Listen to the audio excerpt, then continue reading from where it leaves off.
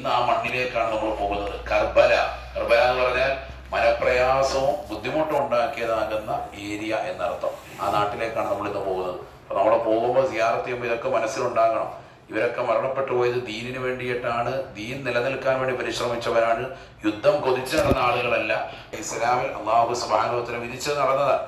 ഇതിപ്പോൾ ചിലർ മനസ്സിലാക്കും ഉമർ റളിയല്ലാഹുവിനൊക്കെ നല്ല അറിവുള്ളവരല്ലേ, ഇവർ മരണത്തെ മനസ്സിലാക്കിയില്ലേ എന്ന്.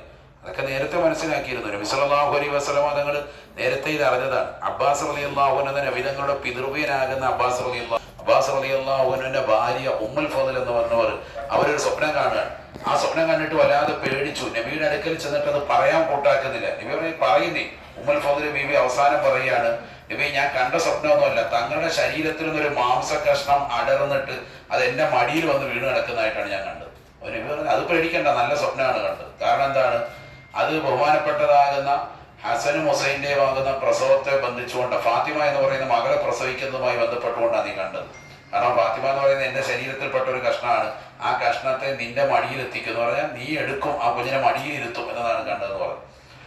അങ്ങനെ നബി സല്ലല്ലാഹു അലൈഹി വസല്ലം തങ്ങൾ ഫാത്തിമ ബീവിക്ക് ഹസനും ഹുസൈനും ജനിക്കുന്ന സമയത്ത് ഈ രണ്ട് മക്കളെ ഇതേപോലെ ഉമ്മുൽ ഫദ്ൽ ബീവി അവർ മടിയിൽ വെച്ചുകൊണ്ടിരിക്കുന്ന സമയത്ത് നബി സല്ലല്ലാഹു അലൈഹി വസല്ലം തങ്ങൾ കയറി ചെല്ലുന്നുണ്ട്. നബി പറയും കണ്ടോ, അപ്പൊ കണ്ട സ്വപ്നം കറക്റ്റ് യാഥാർത്ഥ്യമല്ലേ എന്ന് പറഞ്ഞു. അങ്ങനെ ഈ മക്കളെ എടുത്ത് നബിതങ്ങളെടുത്ത് മടി വെക്കുക. മടി വെച്ചിട്ട് ഹുസൈനെ എടുത്ത് മടി വെച്ചു, ഹസനെ അങ്ങനോട് മാറ്റി വെച്ചു. മടി വെച്ചിട്ട് ഇരുന്നിട്ട് കുറച്ചു നേരം കഴിഞ്ഞ് ഇവർ വെള്ളം എന്തോ എടുത്തുകൊണ്ട് തിരിച്ചു വന്നപ്പോൾ നബി ഇരുന്ന് കരയുക. അപ്പോൾ ചോദിച്ചു എന്തിനാ കരയുന്നത്? അപ്പോൾ നബിതങ്ങൾ പറഞ്ഞു, ഇപ്പൊ ജിബ്രീൽ അലൈഹിസ്സലാം എടുത്തുകൊണ്ട് പറഞ്ഞു, നിങ്ങളുടെ ഈ മടിയിലിരിക്കുന്ന ഹുസൈൻ എന്ന് പറഞ്ഞാൽ വളരെ ക്രൂരമായിട്ട് യസീദിന്റെ ഭരണാധികാരികൾ കൊന്നു കളയും എന്നുള്ള അറിയിപ്പ് എനിക്ക് ഇപ്പോൾ ലഭിക്കുന്നത്. നബി ജീവിച്ചിരിക്കുന്ന സമയത്താണ്. അപ്പൊ അപ്പോഴേ അറിയാം, വിവരങ്ങളൊക്കെ എല്ലാവർക്കും അറിയാം. അതുപോലെ തന്നെ അലി റളിയല്ലാഹു അൻഹു യാത്രാവേളയിൽ ഈ സ്ഥലത്ത് ഈ പറയുന്നതാകുന്ന സ്ഥലത്ത് വന്നിട്ട് ബഹുമാനപ്പെട്ടവർ പറയുന്നുണ്ട്, ഈ കർബലയിലൂടെ യാത്ര ചെയ്യുമ്പോൾ വന്നിട്ട് പറഞ്ഞിട്ട് സിഫീൻ യുദ്ധം കഴിഞ്ഞിട്ട് വരുന്ന സമയം എന്നിട്ട് പറഞ്ഞു, ഇവിടെ ഒരു വിഭാഗം നമ്മുടെ പ്രവാചകരുടെ പരമ്പരയിൽപ്പെട്ടതാകുന്ന ഒരു വിഭാഗം ആളുകൾ ഇവിടെ ദീനിന്റെ ചെയ്യപ്പെടും എന്ന് പറഞ്ഞ് ആര് പറയാം? അലി റളിയല്ലാഹു അൻഹു പറയാം. സഹാബത്ത് പിൽക്കാലത്തുള്ള താവീങ്ങൾ പറയുന്ന അലിയാരിതങ്ങൾ അടയാളപ്പെടുത്തിയ അതേ സ്ഥലമായിരുന്നു കർബല.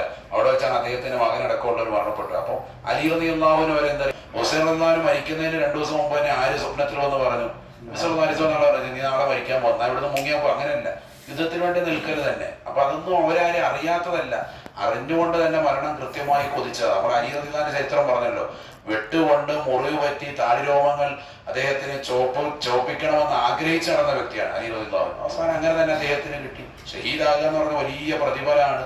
ആഖിറത്തിൽ ഹിസാബില്ലാത്ത വിഭാഗത്തിൽപ്പെട്ടവരാണ്. ആ കൂട്ടത്തിൽ ഉൾപ്പെടാൻ അവർ കൊതിച്ചു. അപ്പൊ അത് അവർക്ക് ലഭിച്ചു എന്നുള്ളതാണ് മനസ്സിലാക്കേണ്ടത്.